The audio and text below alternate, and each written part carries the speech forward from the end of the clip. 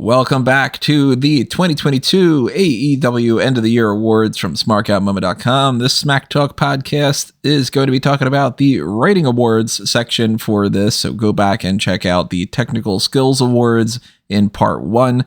If you're on YouTube, click on that previous video. If you are on the audio-only stream, then you've just been listening to us, and we're just rolling along here, so thank you for continuing to listen to us.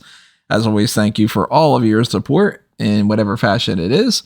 And we'll talk about that stuff in a minute, but just to remind you, Tony Mango here, joined by Robert DeFelice and Callum Wiggins as we roll along and talk about the couple of different categories that we got going on here, which is less than the WWE side of things because they don't have some of the things that we would be constituting for the WWE Writing Awards, like the variety of TV shows, because they only have the in-ring products, and it's really not worth it to say what's the best show when we all know it's going to be Dynamite. Why even bother wasting time? It's AEW on YouTube with RJ City, quite frankly. yeah, we're not going to give any credit to those things. So just a reminder for anybody that wants to help support us going forward, one of the best ways for you to do that is to fill out the fan feedback survey that we have up on the website. Go ahead and check that out on the sidebar. And when you fill that out and tell us what you like and what you didn't like from this year and what you'd like to see more of in 2023, we will factor that all in.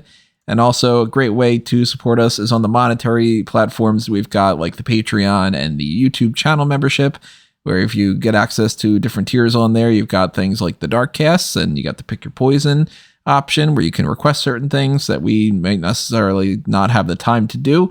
You got Redbubble and TeePublic for the merchandise options. And if you want to just throw a little spare change our way and click on that thanks button, that's also greatly, greatly appreciated.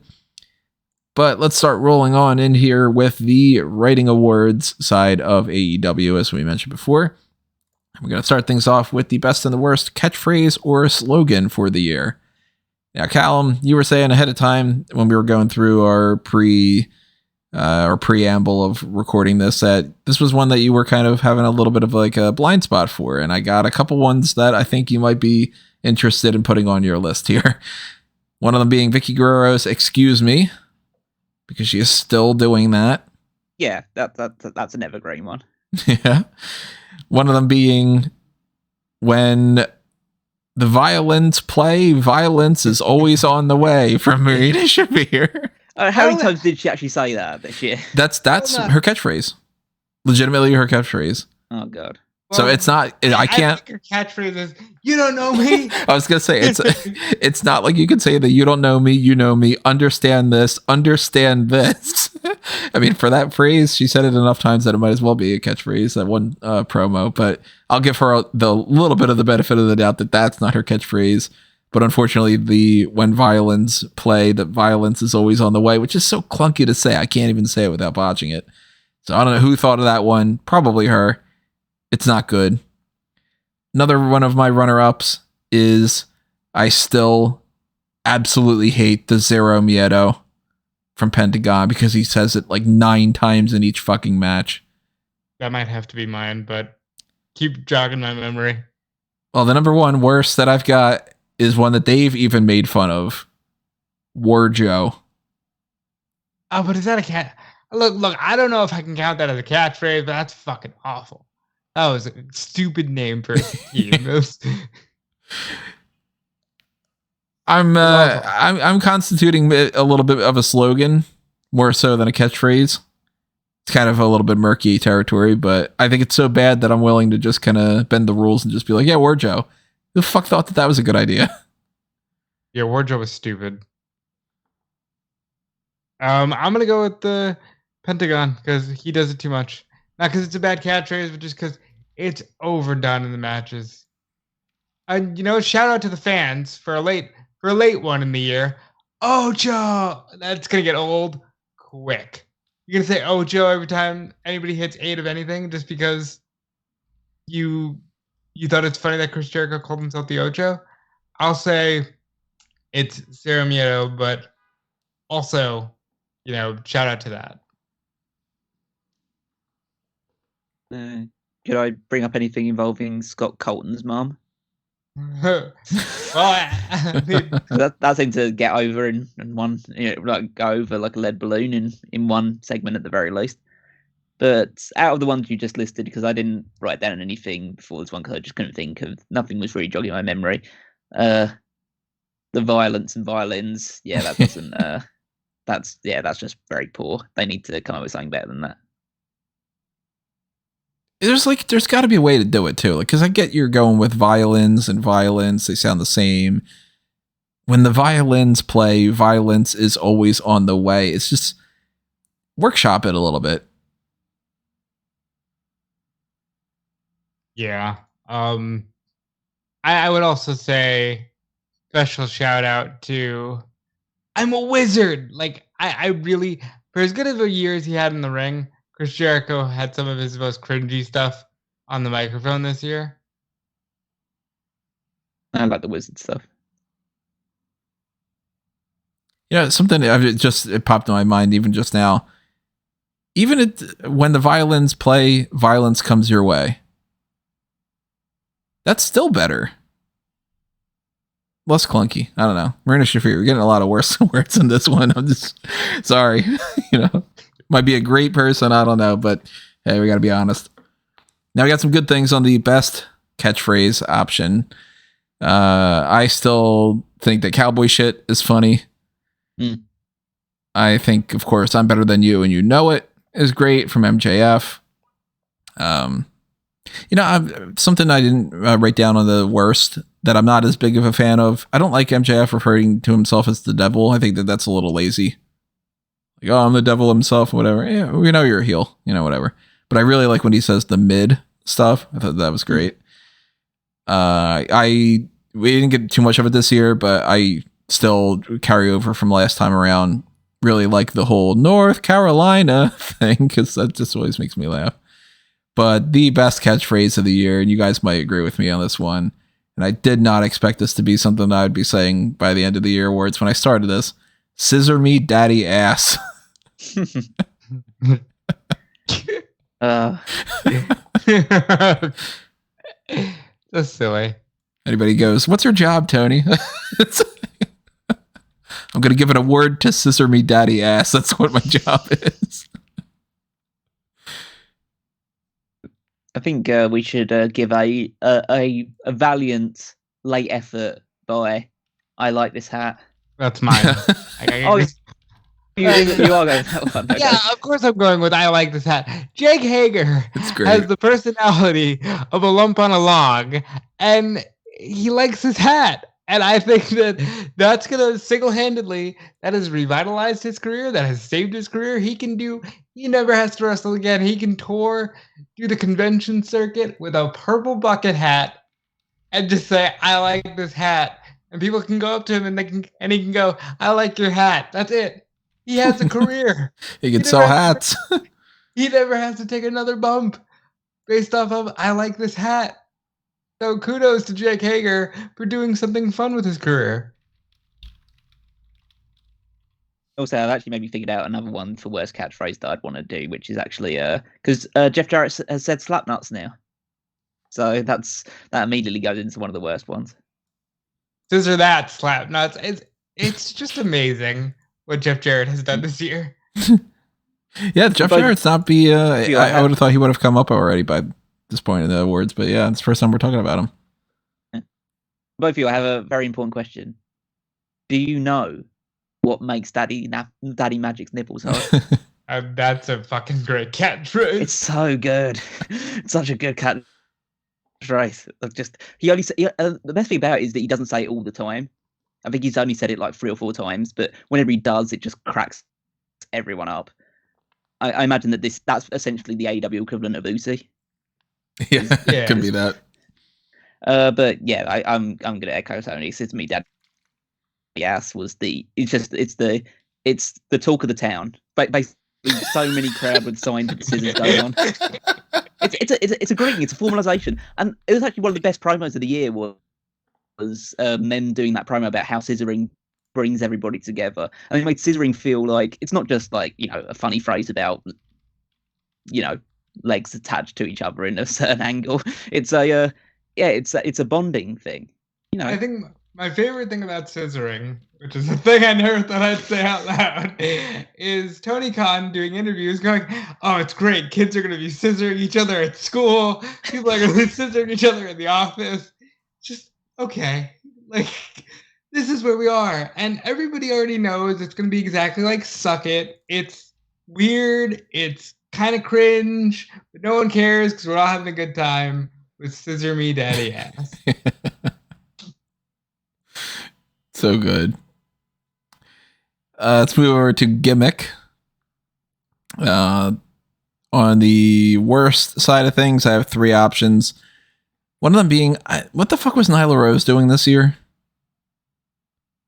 She stole the TNT championship. I mean, the TBS championship. She was the TBS champion. And she was like, kind of supposed to be a funny heel, but babyface, but not. All that stuff. I don't understand where they were going with that one. People like Nyla, so I get why you don't, but people really thought that was funny. So Marco Stunt was another one of my. Was he? He was employed at the start of the year. Yeah, he was one of those things where it was like, okay, well, I'm not digging the Marco Stunt thing, but then he quickly got released, so it's like, all right, I can't really count that as too much of a big bane on my year in AEW. So instead, I got to go Danhausen for Worst Gimmick. I've said it before. I don't get it. So I don't understand the very, was it very evil, very nice, very evil. I don't think the voice is funny. He's like a vampire, but he's not. And he's this scrawny dude that puts a hex on you, and I don't know. It doesn't work for me.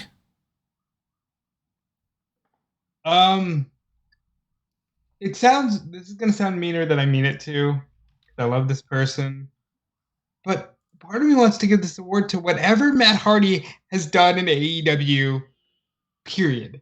Because this guy is so fucking snake bit for this entire run. This poor guy just wants a run with his brother and can't even get it. And now he's got to like weirdly transition back into the broken stuff.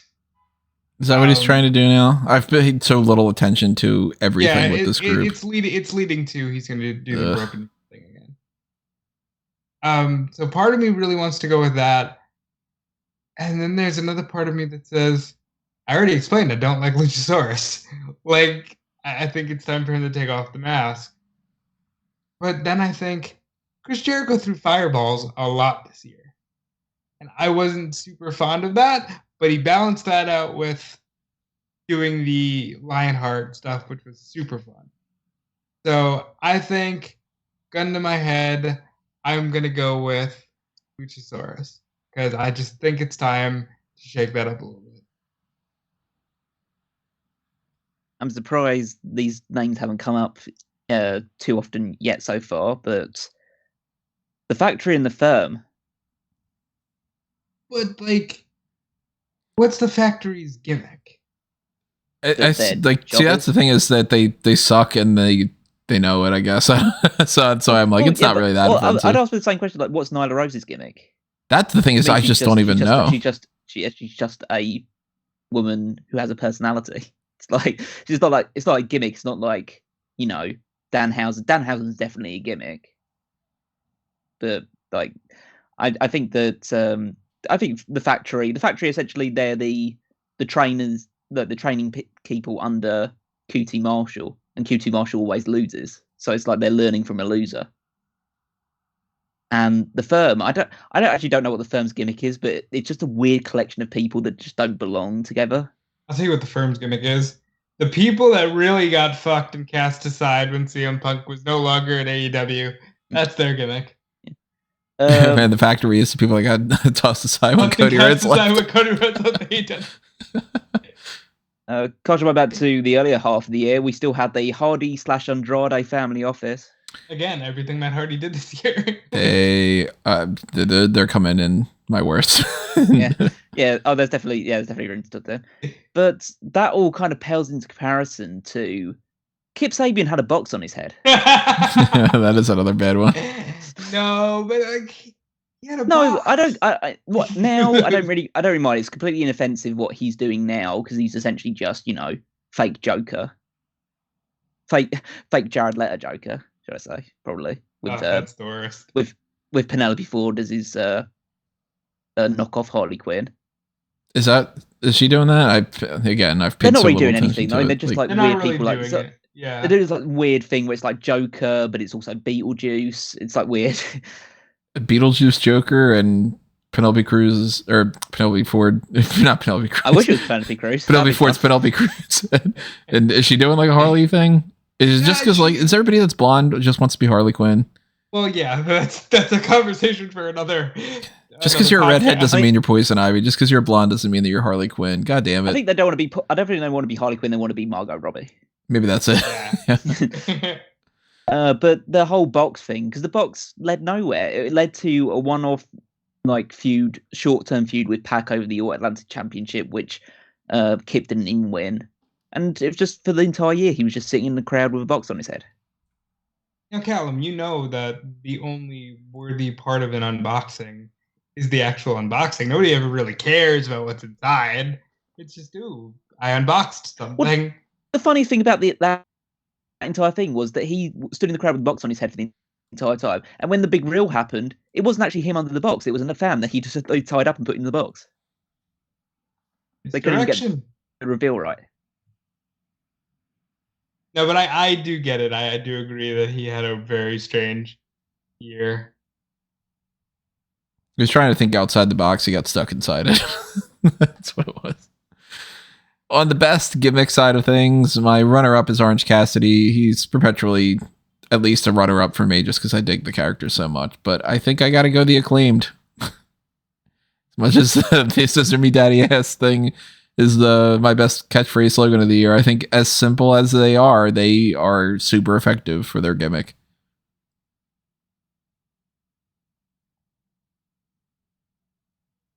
Yeah, the Acclaimed are definitely high up there for me. And so is Chris Jericho and the Jericho Appreciation Society. I think that's a lot of fun, as is the Blackpool Combat Club. And they were so closely interlinked with each other. That's kind of because the Blackpool Combat Club's gimmick is we wrestle, and the Jericho Appreciation Society's gimmick is we're sports entertainers, and that really just meshed well together. It's gone on way too long, but it's like for the time where it was like really going strong, that was great. But my best gimmick is Christian Cage is a dick. That's been a lot of fun this year. Christian Cage pushes the boundaries is probably the gimmick. Really, it's like if you find any opportunity to, like in a promotion where MJF exists, Christian Cage is the one that's getting the most cheap heat, that's getting the most animated crowd reactions for a long time. I thought he was just great all year, despite the fact that he wasn't able to wrestle as much due to the injuries that he suffered. But yeah, Christian's been so much fun. Yeah, I do agree that at first the Jericho Appreciation Society stuff was okay. At first, I think it's gone on too long for me to give it best gimmick. I think, of course, the Acclaimed. There are some people that actually just dive into their gimmick, and I think they have a lot of fun with it. I think Hook is a great gimmick as like the silent, debonair killer. I think that really works for him. I think William Regal is a tremendous gimmick. Just in life, he's fantastic.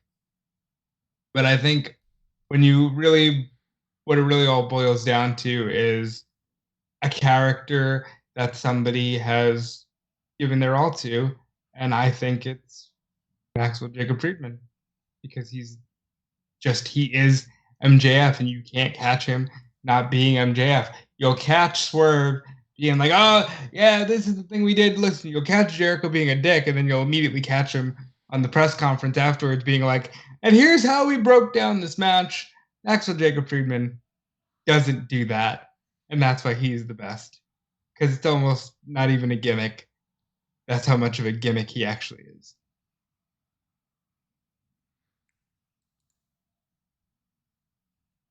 Hard to go against an MJF choice for best. Let's go over to the title reigns.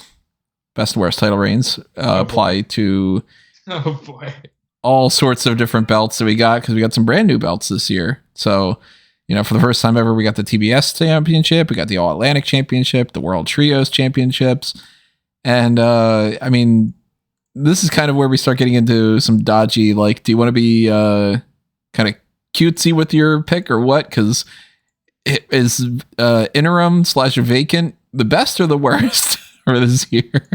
I mean, they would need. He's held so many titles. He's doing great. That interim vacant family is just cleaning up this year. Yeah, because my options for the worst would be CM Punk, Thunder Rosa, and the Elite for the trios titles, because the Elite held it for maybe an hour, it seems, before that kind of happened. I mean, they held it for the whole night. They were the opening match.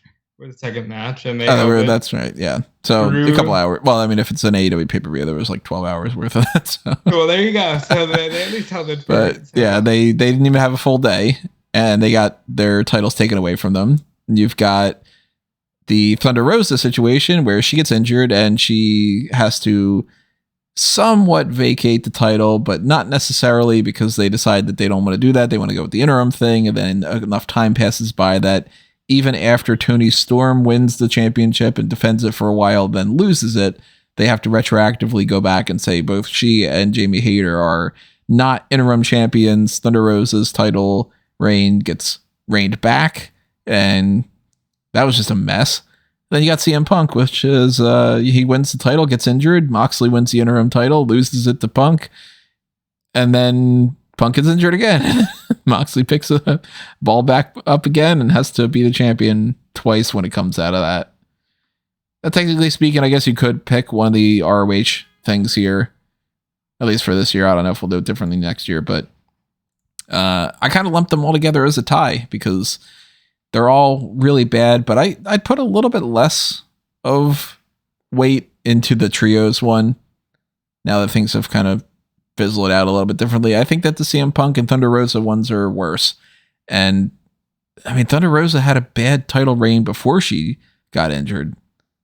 So that might actually make her even worse than the CM Punk one. So here's my rationale for those, because it would be between CM Punk. It'd be like merging CM Punk as just a collective bad champion, or talking about Thunder Rosa. And I'm going to elect to talk about Thunder Rosa because CM Punk got injured first time, so it was really out of his hands, and we don't know how it would have played out the second time. Because was he injured? Was it the fight that injured him? Nobody knows.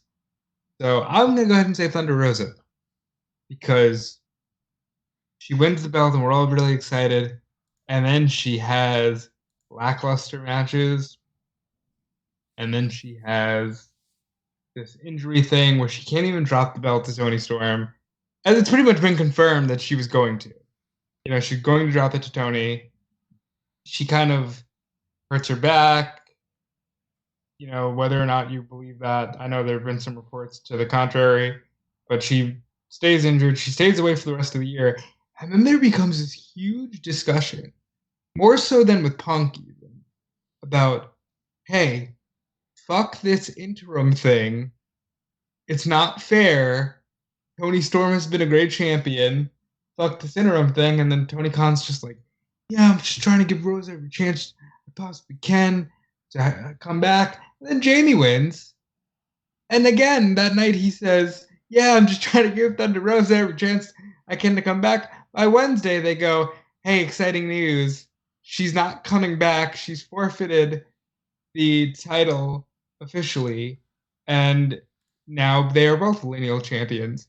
So I think because of the lackluster nature of the title run beforehand and all of the hoopla surrounding the interim term during, where you had literal wrestlers in the company going, fuck interim champions, I'm going to say it's Thunder Rosa.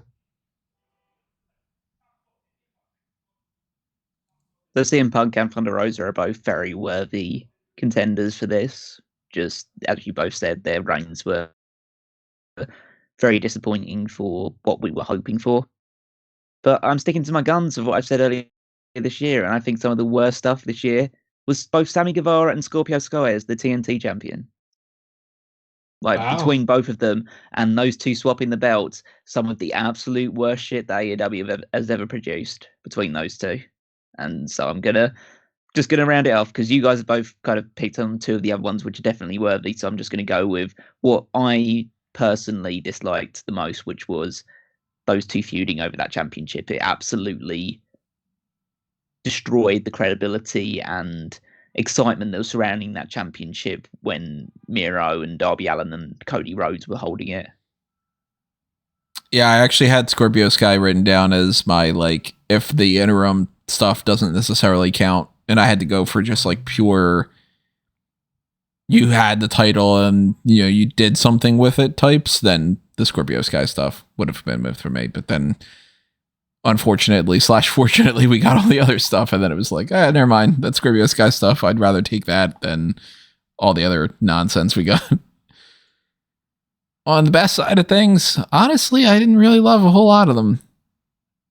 And I had a couple that stand out here. I had a couple in mind for just like for the sake of picking something. I think that Hook is doing something with the FCW championship that deserves a little bit of credit. I think that Orange Cassidy is fun with the All Atlantic Championship and how he's just kind of like, yeah, just have a match, just go ahead and do it and all. But I ultimately have to go with the guy that potentially saved the company in a lot of different ways, and that's Jon Moxley as world champion. It's very hard to argue against Jon Moxley's world champion because between the running out as interim champion to the run he had after the Tournament of Champions, he really threw the company on his back. However, at the start of this year, we crowned a TBS champion. And we haven't moved that TBS championship from this person to the point where I no longer even know what it would be like to have two active titles in play if one of them isn't on person. So my best title reign of the year is Jade Cargill as TBS champion because she is single-handedly going to be the person who made that belt, is synonymous with that belt, and who knows what the future holds for her. Reason I didn't go Cargill is I think that her matches haven't been good and her feuds haven't been good.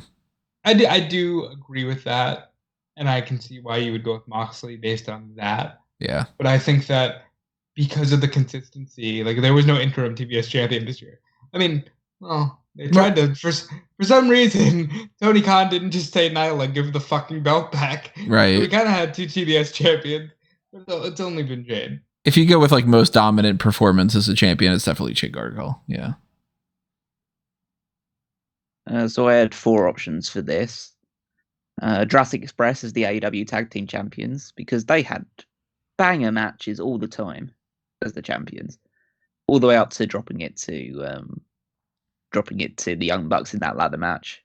But they had those like 2 triple threat tag team matches, which were great in both Revolution and Double or Nothing. So they were super fun as tag champions. Tony Storm as the AEW retroactively AEW Women's Champion. Because especially at a time of just complete uncertainty over the belt and a lot of time where people were talking about how much the women's division in AEW sucks. She went out there, got the belt, and just started having really great matches with people.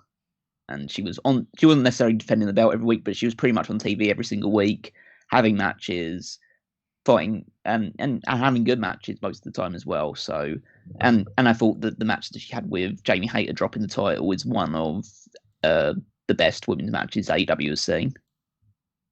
And then the 2 ones that stand out the most to me outside of those is 2 AEW title reigns, which is both Adam Page and Jon Moxley. And it's hard to go against Jon Moxley because of just how much he took the mantle of being the champion on and brought us through some dark times. And then when the dark times returned even harder than before, he was then called upon again. And God, this guy deserves that vacation when he finally gets it. Whenever that finally comes. The one that should have happened in October, I think is what it was, right? But I think people sometimes forget about how good Adam Page's reign as champion was and the quality of matches that he had with the likes of Danielson and Adam Cole. And even in the lead up to the feud with CM Punk as well, he was a very worthy and strong champion. I think people just sweep it under a little bit because maybe it's not as big as people. It wasn't as long or as memorable as people expected. But I think he was a great champion, and I think he will be again one day. But just for this year, and as someone that will be brought up quite a lot as a positive between now and the end of the year, you got to give it to Jon Moxley. Yeah. I mean, obviously I went with Jade, but I'm going to give something else to Moxley, and I think you guys probably will as well, because Moxley really held it down this year. Let's go over to pay-per-view or special event. These are all listed up on the page on smarkoutmoment.com that has the list of all the different pay-per-views and the shows like the Fighter Fest, and there's a laundry list of different things that they do with like Battle of the Belts and St. Patrick's Day Slam. We got, even technically speaking, we've got Holiday Bash and New Year's Smash still coming up because we are recording this on the 15th of December. And those are the 20th and the 20 or something like that. I forget exactly when it is. But Holiday Bash is next week, so 21st and the 28th. 21st, 28th, yeah, and it's 20 somethings. But we do have those. We just had Winter is Coming last night, and then we've got events like Forbidden Door, and we've got, technically speaking, I guess you can kind of constitute the ROH shows, but I didn't for mine, and you can play fast and loose with that if you want. Under my worst, I have All Out for pretty obvious reasons. There, it's synonymous now with like just a dark time in AEW. But on top of that, I didn't enjoy a lot of the matches either. I've got the quick breakdown that I have currently right up now. The 0 hour matches, I've got how I wasn't able to really pay attention to the Sammy Guevara and Ty Mello against Ortiz and Ruby Soho match because I was still doing stuff from Worlds Collide because it's like, that kind of rush sort of that. Hook and Angelo Parker was just a generic match. I thought it was kind of, it's fine enough or whatever when it comes to Sabian and Pac, but the Tomohiro Ishii and Eddie Kingston match, it was not something that I go nuts over like everybody else does. I have written down chop, chop, chop, chop, chop, chop, chop. Everyone goes nuts. I found myself paying more attention to my pizza, which the place screwed up and wasn't what I ordered. I don't remember what. Do you remember what we had that screwed up order? I think that was when we had asked for vodka sauce on the pizza and they gave us regular sauce. Ah, the audacity of them not giving me vodka sauce instead of regular sauce. Vodka pizza, underrated as all hell. Very good. We might end up getting that tonight. I don't know. But on top of that, we had the Casino Ladder match, which was that weird ending to it. And then you've got the Jade Cargill and Athena match, which I'm not the biggest fan of a lot of those matches. We did have good matches.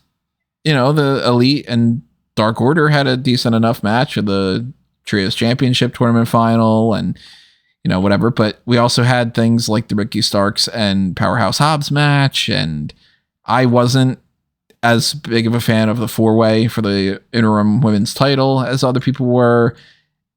So it ultimately ended up being one of these things that, factor in things like Christian Cage and Jungle Boy and a squash and all, and a lot of just, it was a match, House of Black against Darby Allin and Sting and Miro. There's not really a whole lot of positives that I took away from All Out. And then you get to the Brawl afterward, and it completely overshadows the pay-per-view. Yeah, fuck All Out. That's the worst pay-per-view of the year.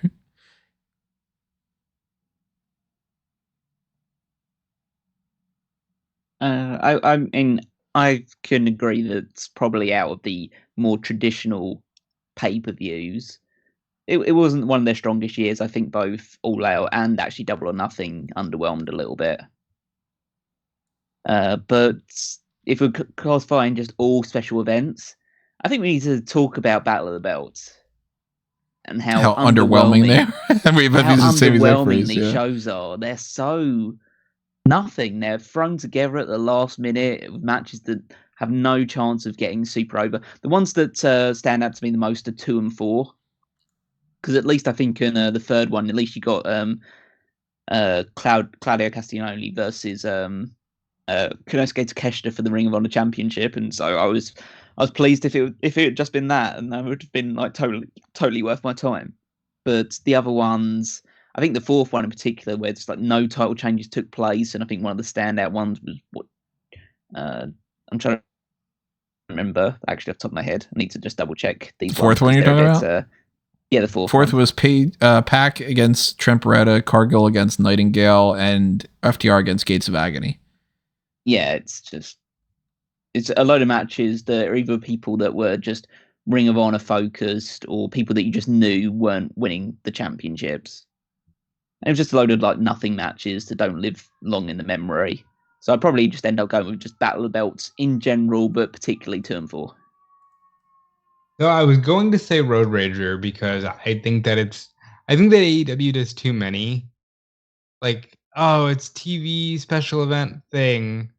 But I looked at the card for Road Rager, as Callum was talking about how dull and underwhelming Battle of the Belts can be, and I think I agree with Callum. And the concept of Battle of the Belts as a whole is what we should be going for here. As the just like they're not as special as they should be, and I think that they need a refresher. Yeah, I'm not a big fan of Battle of the Belts. I'd be okay with them completely not doing that anymore if they're not going to put any more effort into it. And a lot of these other shows too, like the Road Rager and Third Anniversary, Quake by the Lake, they're regular TV shows. They just happen to slap a name on it. So a lot of them are like, why is it House of the Dragon? Because, okay, well, it's an episode of Dynamite. So a lot of them I completely don't pay any attention to. And probably some of them are technically worse than All Out, but since it's a pay-per-view and you're paying for it and it's got all these negative things surrounding it and all, that's where I end up going with that. But thankfully they bounce back with my favorite pay-per-view of the year from AEW, Full Gear.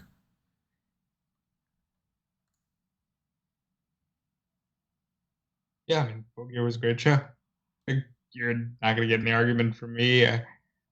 I think that there was something else that topped it, but given where they were going into Full Gear was fantastic. A lot of matches on here that I thought were a big old thumbs up, like Cage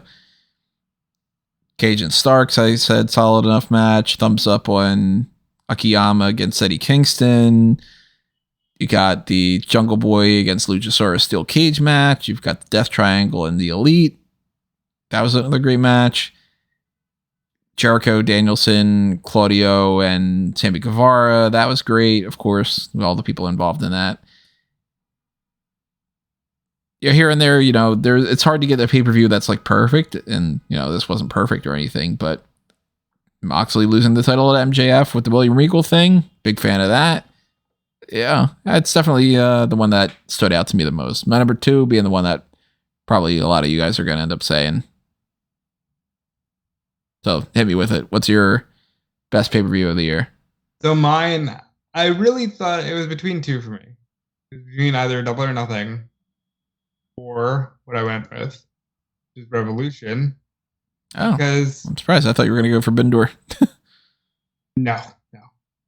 Because Revolution was the last time, if you count all the bullshit that happened almost immediately after Double or Nothing, that AEW was put together. And you look at it and you're so excited for the future. There's this great dog collar match. You had the Young Bucks and Red Dragon and Jurassic Express for the tag titles. You had a kind of lackluster match between Baker and Rosa, but you knew that they were going to bring it back for the St. Patrick's Day Slam. Like, you had just so much there that still felt like, man, this company has so many top stars, and there's so much going on here. Kingston beat Jericho, which was a feel-good moment for a lot of people. Wardlow became the face of the Revolution, which led to his split with MJF. I just really feel like that was the last time that AEW was, man, they just keep growing and growing and growing. And I want that feeling again. So, of course, both Revolution and Full Gear were on my shortlist, as was Grand Slam. All of those shows across those 2, both the Dynamite and Rampage, because you had that great Chris Jericho versus Claudio match for the Ring of Honor Championship, and that was where you crowned Moxley against Danielson. So there was a lot to like about those two across those two shows for Grand Slam. But my choice, as Tony pointed out, is Forbidden Door. Like, it's a crossover event, the likes of, hopefully we will see again going forward if this working relationship continues, but it felt like a really big deal that finally these two sides that felt that they would always be at loggerheads because of the way the elite left New Japan Pro Wrestling. There was always going to be that, we always knew this is what they should do, but they were always going to be a bit stubborn about it. But finally the walls broke down and we could finally get to see some of the best of New Japan competing. And it was great as well because as someone who does watch New Japan, but not as frequently as he used to, a large part of that, besides some really stupid booking decisions like making Evil your world champion, is the fact that the crowd can't cheer. They're still very much in lockdown mode. Like, they're still allowed to go out, but they can only clap their hands or stomp their feet, and the atmosphere really suffers because of it. So getting to see these New Japan people perform in front of a crowd that is as vocal as anything and super excited about what's going on was a really good moment to see. And then you just see like loads of great matches, like Swerve in Our Glory versus Suzuki Goon on the buy-in, or whatever they refer to it, 0 hour. As I mentioned earlier, the six-man tag of Minoru Suzuki and La Sex Gods versus Eddie Kingston, Shota Umino, and Wheeler Yuta was great. FTR winning defending the ROH and winning the IWGP Tag Team titles. You had that great four-way match to crown the All-Atlantic champion, where Clark Connors got super over in one show when everyone was just annoyed that Ishii wasn't appearing, but then Clark Connors got himself over. That was great. Got like Sting teaming with Shingo Takagi. That's awesome. Against like when the Young Bucks were still heels. Thunder Rosa probably had the best match of her title reign against Tony Storm. Will Ospreay against Orange Cassidy was awesome. Like it really just flew in the face of the people that were just like, Orange Cassidy, really? That's the best you've got for Will Ospreay? And like they knocked it out of the park. Claudio Castagnoli makes his debut against Zack Sabre Jr. in a great match. The one like slight disappointment was the four-way for the IWGP World Title, and that was only because of Adam Cole's unfortunate injury. And then Jon Moxley beats Hiroshi Tanahashi in a great and those two, you put them in any context against each other, and it's going to be great. So yeah, I thought Forbidden Door was a spectacular show from start to finish. One of the best like pure wrestling shows I think I've ever seen. Not at all surprised. I figured Callum would go with Forbidden Door. Let's go with the most shocking moment of the year, where there's no best and worst when it comes to this, because it doesn't make any sense. So it's just the most shocking moment. That's how it plays out. And I had 3 for this. I had William Regal's appearance when he first popped out, and that was after the Bryan Danielson Jon Moxley match. I've got CM Punk quickly losing to Jon Moxley. Did not expect that to be how they were going to play that out. But I think even though this is not necessarily like, it's not all part of the show, but it's something that happens afterward, it's the fucking all-out media scrum. Yeah. That definitely, if not like an outright winner, it's definitely a high up contender. But there's a few other things I had outside of the ones you mentioned. Very, very recently, as of last night, Action Andretti defeats Chris Jericho. That was that's AEW's 1, 2, 3 kid moment. Just like a purely established star that was a world champion only a couple of days ago, losing to a guy that no one had really heard of. It's great. Soraya debuting. I did not actually see that coming. I know there was a lot of like news that had been flying around about her a little bit close to that, but I just didn't expect her to just show up in AEW, especially in the context that she did. It just felt really random, but it's a welcome addition, I think. But the one that I find most shocking is Cody Rhodes leaves AEW. Yeah, and I want to echo that because yes, you could absolutely say CM Punk goes, scorched earth on the EVPs, and Colt Cabana's mother is certainly shocking. But I work for the guy that was breaking a lot of that news, and I was still like, nah, Cody's not really leaving, and that was surprising. And I think in a lot of ways set into motion some of the things that we see, because the first sign that, hey, if Cody's not staying, maybe there's something wrong there. And turns out that maybe there wasn't something wrong as much as Cody needed to make some things right. And he's doing that now, and hopefully next month we're talking about him winning the Royal Rumble. But Cody is my pick. Let's go to the Smark Out Moment, which is more so, what was the thing that you were the happiest about this year, that, your fandom reached its peak? And on the worst side of things, what was the thing that made you dislike AEW the most, or made you potentially even want to stop watching, or anything along those lines? Or the thing that you just said, this was just absolute shit, just the worst thing that they've got going on? I have some similar things that we've talked about already enough, so I don't need to dive too deep on the same stuff. But under my 3 potential options for worst Smark Out Moment of the year, one being CM Punk quickly loses to Jon Moxley, because I was just like, all this interim stuff, and then you do that, and then you're going to follow it up with, hey, I think I'm going to have another match or something. I was just like, this is dumb. And that led, of course, into the All Out Media Scrum. And that's another one that's on this list where, I mean, it's interesting. It's fun to follow that story and all, but that really just made it seem like the company was in a bad spot in my mind. But I also have written down, just because I can't crap on it enough, that Marina Shafir promo. It's definitely one of my least favorite segments that they've done this entire year. So I guess fundamentally I should go with like the CM Punk drama, but special shout out to that Marina Shafir promo. I mean, it seems to give you so much joy. Yeah. It's fun to crap hysterical. on it. Do you know her, Tony? Understand this. This is going to get picked by. I will say, for me, covering it so closely, it's not only the CM Punk drama, but losing the Elite. Even though in the grand scheme of things, I think people will look back and go, it was only a couple months there. But it's a reminder of how quickly things can change.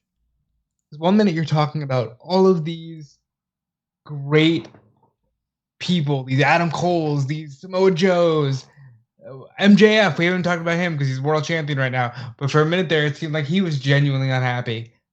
When you realize how quickly things can change, you really get a sense of, oh man, I don't know if I like this as much as I did. And oh man, I really miss that old feeling. So if I had to bog down one specific, it would be Brawl Out. But really the answer would be the overall constant barrage of issues, whether it's Jeff Hardy gets arrested, or Adam Cole's on the shelf, or Kyle O'Reilly has neck fusion surgery, and they're reporting that Adam Cole may never wrestle again. Like, it's just a lot of like, I'm not as over the moon as I was last year. Brawl Out is definitely it's just a really sad state of affairs.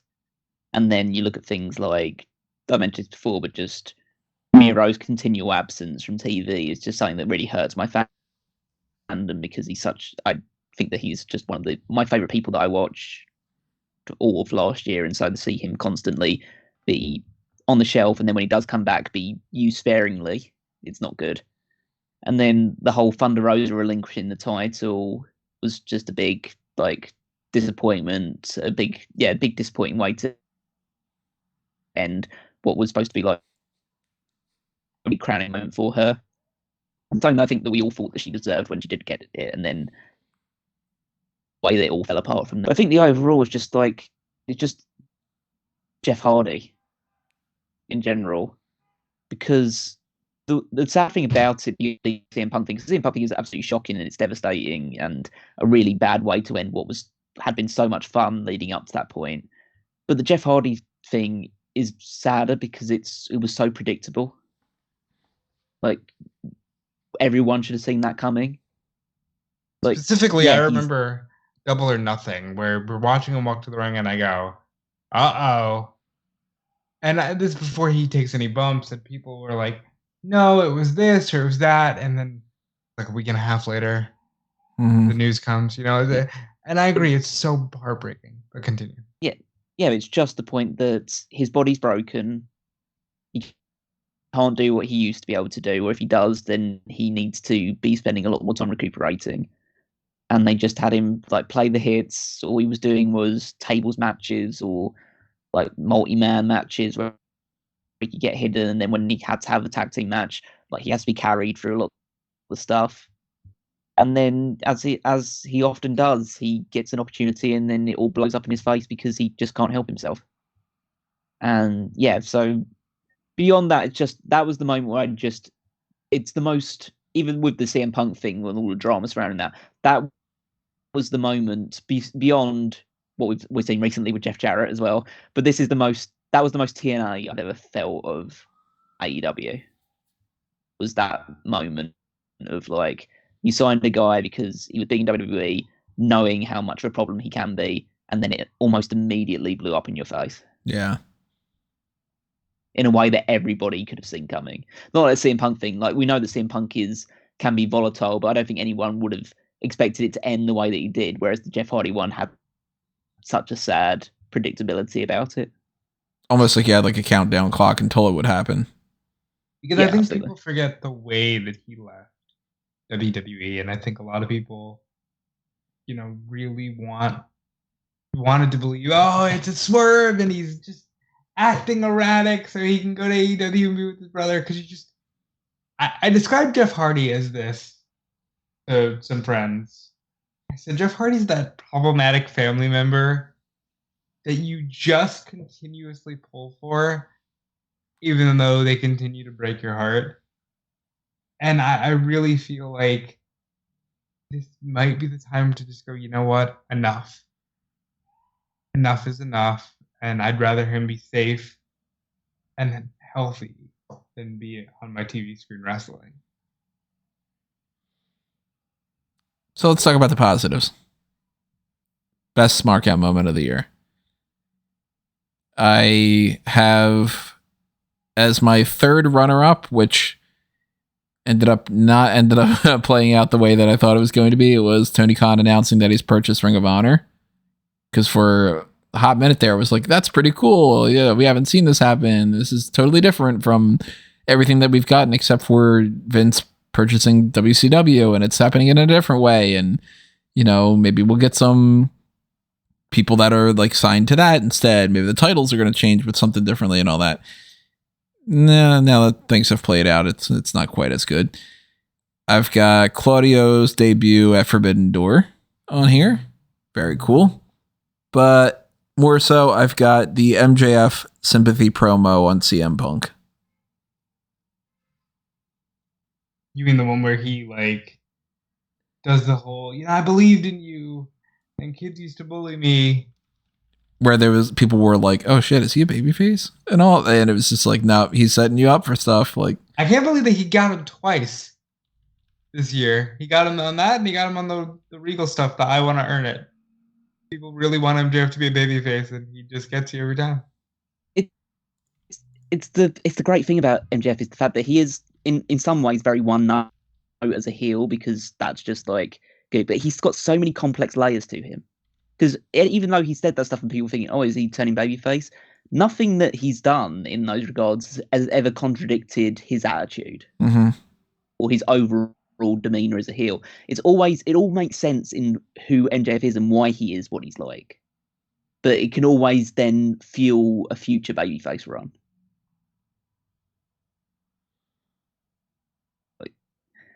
But other great Smark Out moments this year for me, that whole CM Punk MJF promo you mentioned, and the William Regal stuff as well. William Regal's debut was such a fun moment because like it's one that almost say among the, as you mentioned, among the shocking moments, because it's just I just didn't see it coming, and it just works so perfectly. It's like, and the whole unification of Moxley and Danielson as part of the Blackpool Combat Club, and them being teammates after being rivals, was so great. Mentioned obviously the Sammy Guevara cutter on Rhodes was an awesome moment. Then you have Chris Jericho winning the Ring of Honor Championship, because as someone who was just self-professed thinking that Jericho is one of the greatest to ever do it, him being able to be a world champion again was so cool, and the whole run that he had as beating up everybody associated with Ring of Honor was great. And I love the swing by Castagnoli on Jericho on top of the Blood and Guts cell, and Wardlow turning on MJF was just that was just what you wanted it to be, because they've been teasing it for the best part of 2 years.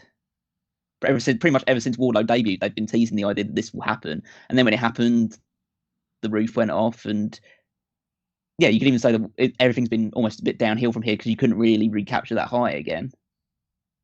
But that was a great moment. Yeah, that was definitely one of the best ones. But I think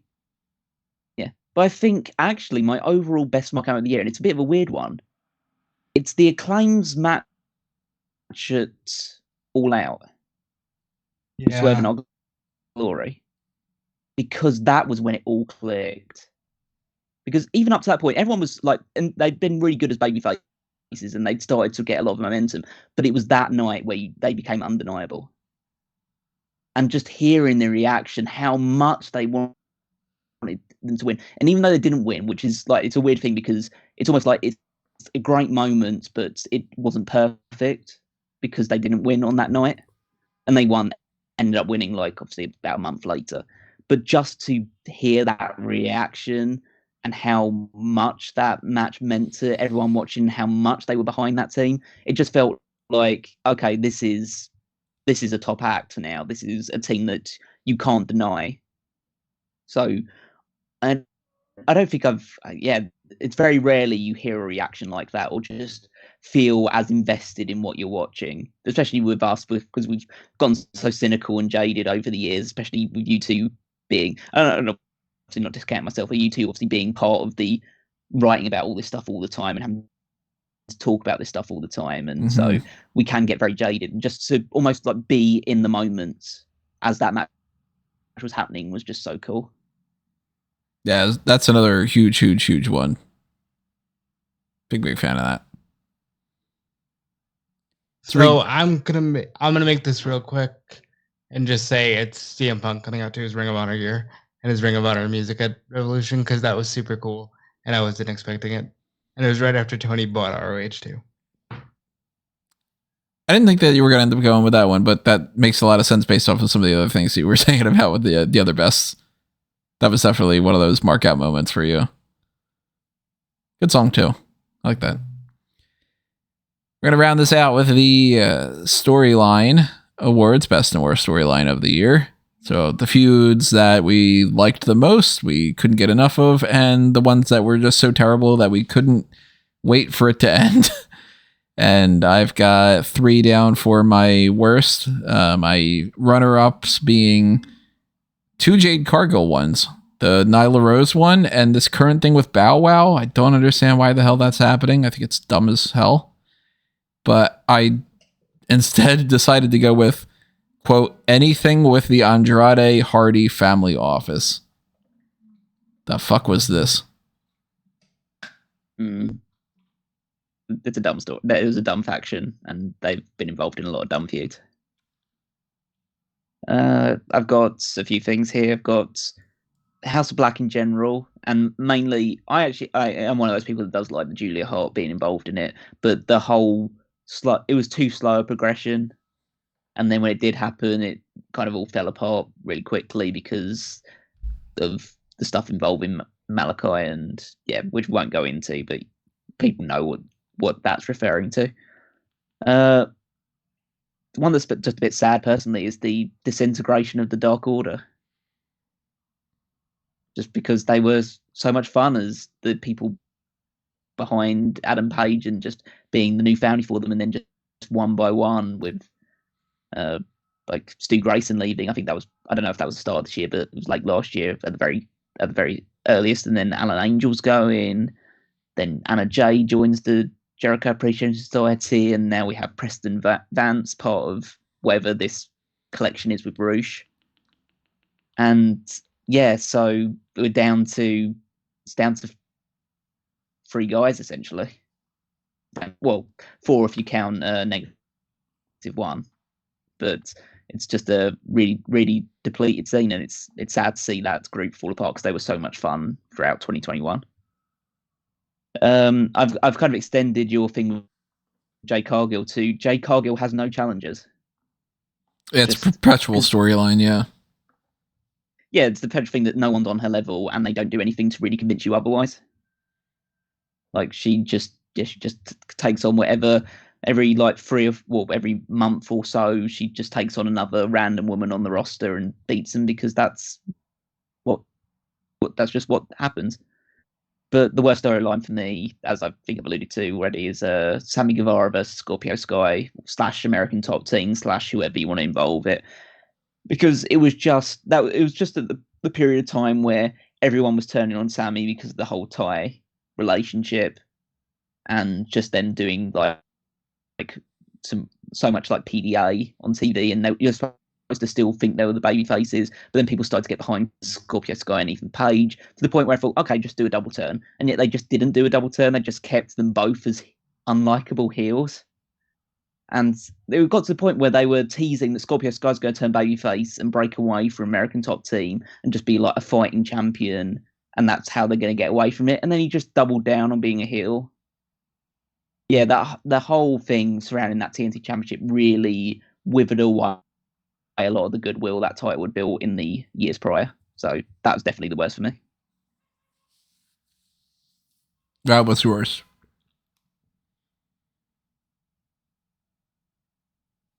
That bad, huh? I don't know if Rob thinks that he's not muted or. Okay. Sorry. A fader issue. For me, I really have to say that it comes down to 2, and I beat this drum a couple times already, but the whole situation with Adam Cole turning on the Bucks and never getting a payoff there, and not knowing if we're going to get a payoff there because Fish is gone and O'Reilly's hurt and Cole's hurt. So that's one. But then I think, to echo Callum's points about the Dark Order, the Elite shit and the CM Punk shit leading to we didn't get a payoff to Hangman Page and the Elite. And we might get it eventually, but we haven't gotten it yet, and it's been dragging. And since this company, All Elite Wrestling, has been formed, we just haven't seen all the Elite wrestle together. Like, it's maddening, and I think for me that has to be it. So we're going to round out the writing awards with the best storyline, final award section. Runner up for me is Jericho Appreciation Society against Blackpool Combat Club.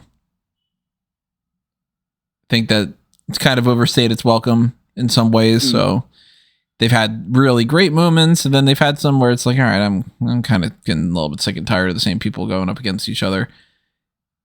Actually, maybe the worst storyline of the year that I should have incorporated in here was the constant Thunder Rosa, Tony Storm, Jamie Hayter, Britt Baker crap that we just rinse and repeat. So maybe all that.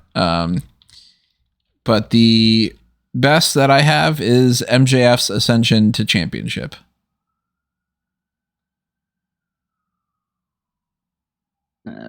I mean, I think that it's a good story, but I kind of want to avoid MJF to a degree on this one because of the fact that he was out of the picture for a good 4 months this year or so. And so I'm not going to go with like his Ascension Championship. I will at least mention CM Punk versus MJF because that was right at the start of this year and it was great all the way through. I've also got things like the rise of Jamie Hayter as a babyface, like the idea of once being in Britt Baker's shadow and then rising up to being the champion and how organic her popularity grew. I really enjoyed everything Swerve and Our Glory did this year. The fact that there's like these two people who are great singles guys, but then they came together and be a really, really strong tag team as well. Like being champions for as long as they were, and now it's leading into them separating and end up feuding with each other. So I'm not going to give it the best one, but I think that they had a really good chemistry this year.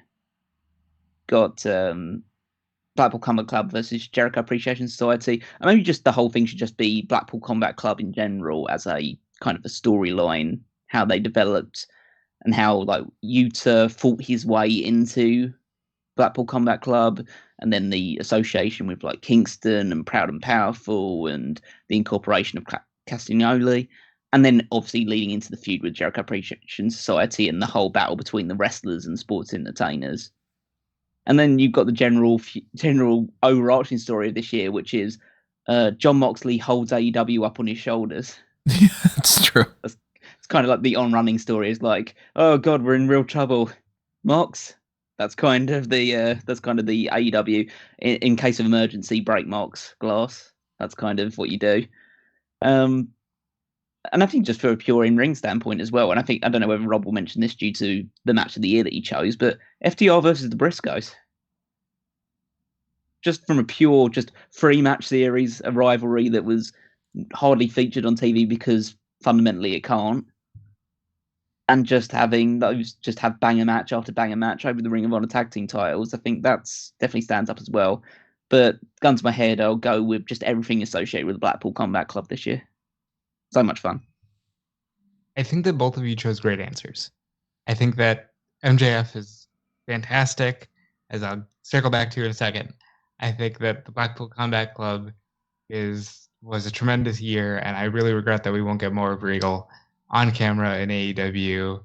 I would love to say the Briscoes and FTR, Callum, except they had 5 interactions, and one of them took place last year. They had great in-ring storytelling. If they could have done more shit on TV, it would have been that.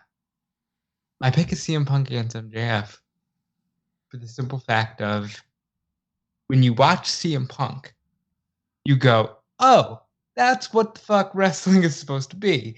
He can cut a promo and then have a decent match. So many people don't have the total package. Don't make a Lex Luger joke. And then I stood up in my chair. I was like, I gotta get that ready. And then you look at CM Punk and MJF, and they do. And fuck, I want more of that in wrestling. And that's why I'm mad that CM Punk won't be around moving forward, because I want more of what he brings to the table. And for me, it's going to be CM Punk and MJF, because they delivered on what wrestling is supposed to be. I want to see what more of what CM Punk can bring into the table, as long as it's not a muffin. Yeah, those cupcakes, though. Yeah, cupcakes, yeah. Fine. So curious if they're any good. I mean, I can't imagine that every wrestling fan that goes to Chicago won't stop at Mindy's, at least out of sheer curiosity. You think that she's got some new flavors based off of that? Salt doesn't really work in cupcakes, and that was a pretty salty promo, so I hope not. You get salty caramel. You know, you got a point. All right, everybody. That is the writing section of the 2022 AEW End of the Year Awards for Smark Out Moment. We are going to have one more section following this for the performer side of things, where we talk about the best overall wrestler of the year, the tag teams of the year, and so on and so forth. So, as I've mentioned before, stay tuned if you're on the audio only feed. That'll be coming up right now. And if you're on YouTube, click on that next part. Make sure that you fill us in on what your choices are for these writing awards by leaving a comment below. If you are on the audio only feed, then you can leave a tweet or something like that, or put something up on the page on smarkoutmoment.com. Plenty of different ways for you to voice your opinions. But we got a whole another set of awards to go coming up soon, so we will kind of roll on with that. And if you follow us all over the place, you should know where to go. If you don't, very quickly, simply put, follow on Facebook and Twitter at Smark Out Moment. Go to anthonymango.com and follow and like all those different links that you could see there. And follow Rob over there at DeFelice. Follow Callum over at Wigmeister14. And kind of keep the ball rolling with all your support, including listening to all these. So we will see you guys in the next section. Stay tuned for part 3 coming up next. But for now, this has been another Smark Out moment, and we are being counted out.